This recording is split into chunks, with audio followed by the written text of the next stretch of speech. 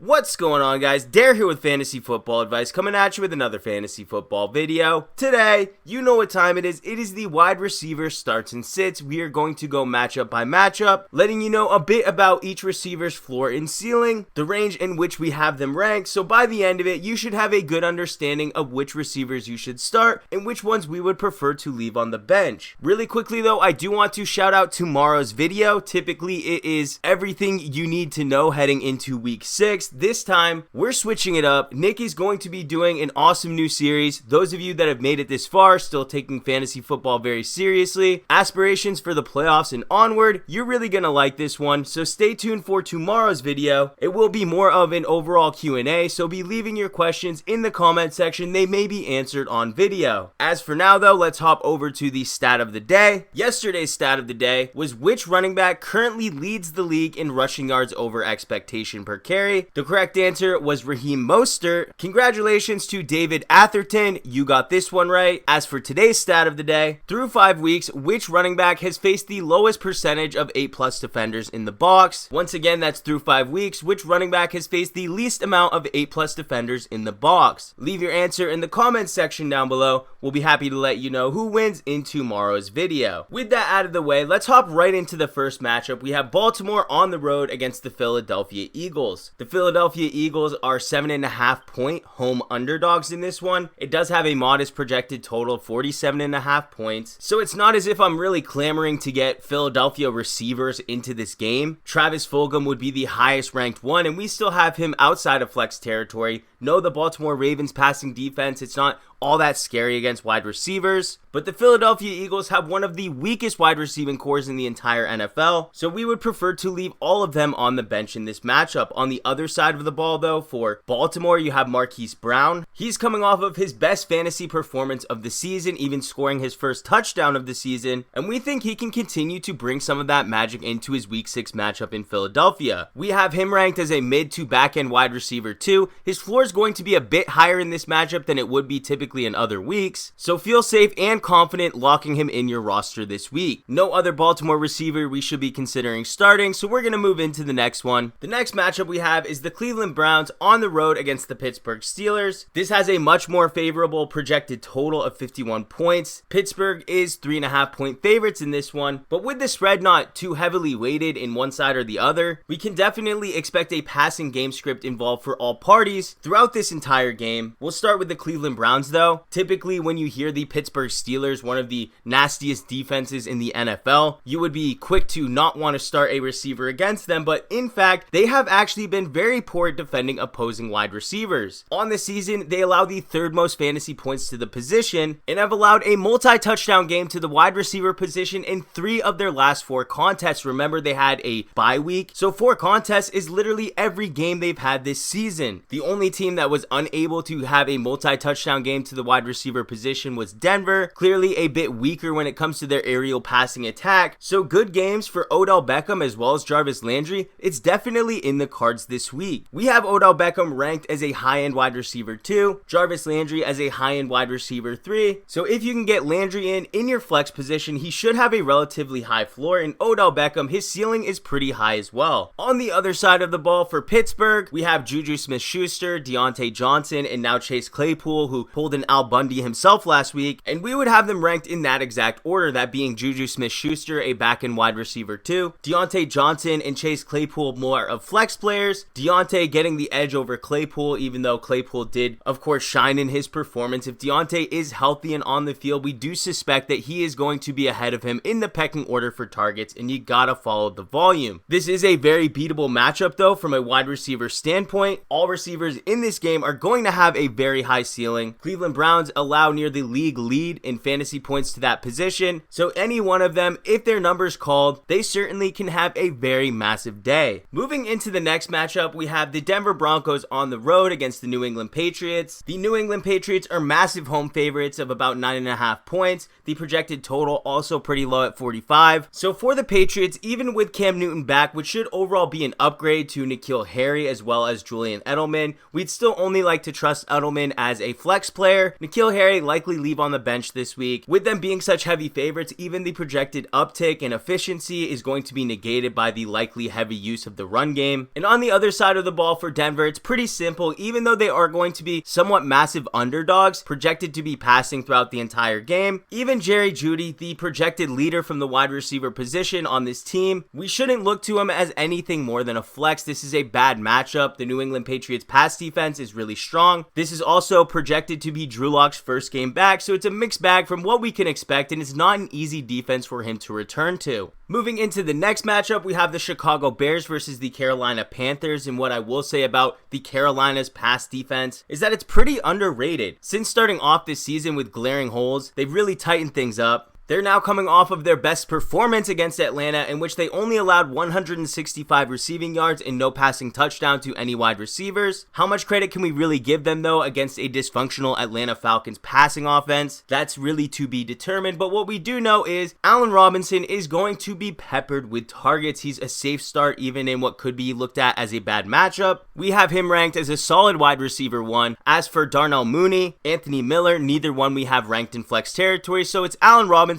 or nobody else. On the other side of the ball for Carolina, you have DJ Moore and Robbie Anderson, both two wide receivers who have been playing really solid this season. While typically they do have wide receiver 1 upside and are ranked right around there, we do have them as solid wide receiver 2s in this one. The Chicago Bears pass defense, it's been really limiting to opposing wide receivers. So both of these players, who you could make an argument for ranking one over the other, we're going to have them locked in as wide receiver 2s at best. While each receiver does have the capacity to outperform that, the most likely outcome is that they're going to have a worse performance than we've seen in games leading up to it. The next matchup we have is the Cincinnati Bengals on the road against the Indianapolis Colts. Colts heavy favorites in this one, and on that side of the ball, the only player you could really consider starting at receiver, that's going to be T.Y. Hilton. I know he hasn't produced as of yet, but what is promising was he did see 10 targets in the last contest. 10 targets did only result in a 6 for 69 stat point, but still, you can start him as a flex receiver. I wouldn't trust him as a wide receiver 2, maybe a wide receiver 3, but just know he's yet to score a touchdown on the season, and although he has seen 10 targets in this last game, 3 of his 5 games he's been held to 5 or fewer targets. On the other side of the ball, you basically have T. Higgins and Tyler Boyd. T. Higgins has become more of a high floor option. We know he's going to get somewhere in the neighborhood of 7 to 9 targets, giving him a somewhat safe floor even in a bad matchup. We have him ranked as the wide receiver 30 this week. Tyler Boyd, a bit of a higher floor and ceiling. Although he was out-targeted by Higgins in last week's matchup, don't pay too much attention to that. We still have him ranked as a back-end wide receiver 2 this week. Also, guys, quick shout out, if you didn't know, if you have 2 players ranked very similarly and you're not sure who to start, you can always check our rankings available at our website, thefantasyfootballadvice.com. The player we have ranked higher, that's the one we'd recommend you start. But let's get into the next matchup. We have the Houston Texans versus the Tennessee Titans. On the Houston side, I guess the big question is, are we able to start to trust Brandon Cooks? I would say yes, probably, but don't trust him as anything more than a flex. The last thing we want to do is get caught chasing fantasy points, expect too much just to be disappointed. As for Will Fuller, he's a high-end 2, back-end wide receiver 1. On the other side of the ball for Tennessee, we basically have A.J. Brown and nobody else. Corey Davis, he is likely not to play in this matchup, which makes A.J. Brown basically a solid wide receiver 2 in this contest. The Houston Texans pass defense when it comes to defending opposing wide receivers, it's been trending downward, and A.J. Brown, his health and productivity, it's trending upward. Moving into the next matchup, we have the Atlanta Falcons on the road against the Minnesota Vikings. Both teams really do give it up to the wide receiver position. This has a projected total of 54.5 points, so one of the higher ones on the week. We currently don't have Julio Jones ranked as playing, which leaves Calvin Ridley as a very strong play as a wide receiver 1. You could try starting Russell Gage in the flex, although we have him ranked outside the top 40, so you probably have better options. As for Minnesota, Adam Thielen, high-end wide receiver 1 option this week against this very beatable pass defense. Justin Jefferson, we're also expecting a bounce-back game from him. He's coming off of a very subpar performance in which he had 3 receptions for a mere 23 yards against a very beatable Seahawks defense. Expect him to do a lot more with possibly more volume this week. We have him ranked as a back-end wide receiver 2, so we obviously are expecting that bounce back ourselves. The next matchup we have is the Washington football team versus the New York Giants. The only one anyone on the Giants side of the ball that we're considering starting, obviously Darius Slayton. We do have him ranked a bit lower as a high-end 3, back-end 2 this week, just because the Washington football team, they have been very limiting to opposing wide receivers. They've only allowed 2 receiving touchdowns to the position throughout the entire season, and have even shut down pretty powerful passing attacks like Cleveland and Baltimore. On the other side of the ball for Terry McLaurin, we have him in that high-end wide receiver 2 range. There's obviously going to be some risk with a change in quarterback, but it really can't get much worse than Haskins as long as the volume's there. We know Terry McLaurin's the type of player to produce, so it's not like we dropped him down in the rankings for this matchup, one that's actually his best that he's seen in a couple weeks now. Moving into the next matchup, we have the Detroit Lions on the road against the Jacksonville Jaguars. Starting with the Jacksonville Jaguars, DJ Chark, he's now injured. There are questions to whether he will play or not. We do currently have him in the rankings, but definitely projecting him to be limited in this game. That leaves Laviska Shenault as the highest ranked receiver for this team, which means we think he is a phenomenal flex. Definitely a player who has wide receiver 2 type upside, especially if DJ Chark gets ruled out. But even if Chark is in, we do think he has a safe floor as well. As for Chark, we can't trust him as anything more than a flex if he does play, and obviously one with a very wide range of outcomes. On the other side of the ball for Detroit, we could definitely see this being somewhat of a trap game for Kenny Golladay owners. We have him ranked as a wide receiver 2 this week, contrary to where others were probably ranking him as a borderline wide receiver 1. And Marvin Jones, we don't even have him in the flex conversation. Even in games where there has been less competition for targets and a better matchup, he has not produced. So trusting him here and expecting that type of production, it's just a losing bet at this point. New York Jets versus the Miami Dolphins. The New York Jets are heavy road underdogs, coming in at 9.5 point dogs at a game that has a pretty low projected total at about 47 points. The passing game script for the Jets, it's pretty positive, so Jamison Crowder will remain a high floor option, ranked at around that wide receiver 30 range. No other Jets receivers should we be considering starting, so that leaves Devontae Parker and Preston Williams. And what we will say is that while the New York Jets pass defense is beatable when it comes to opposing wide receivers, just know that the overall total and projected passing volume for the Miami Dolphins, it's going to be on the lower side in this matchup. This means a player that's already cusp of potential flex-worthy starter, that being Preston Williams, that's going to knock him out of what we would consider a strong flex this week. Devontae Parker, you also have to give him a bump down just due to the potential of him lacking that overall volume he's seen in the leading games up to this. Still a wide receiver 2 for Parker though, but just somebody you should expect to perform as a back-end wide receiver 2. Green Bay Packers versus Tampa Bay Buccaneers. This game is projected to be very close. Tampa Bay is a 1-point home underdog. And as for the wide receivers, it's pretty simple. For Green Bay, we're starting Davante Adams, nobody else. Davante Adams locked in as a top 5 wide receiver each and every week. And Mike Evans, presumably the only high caliber starter that's healthy heading into this matchup, we have him as a back-end wide receiver 1.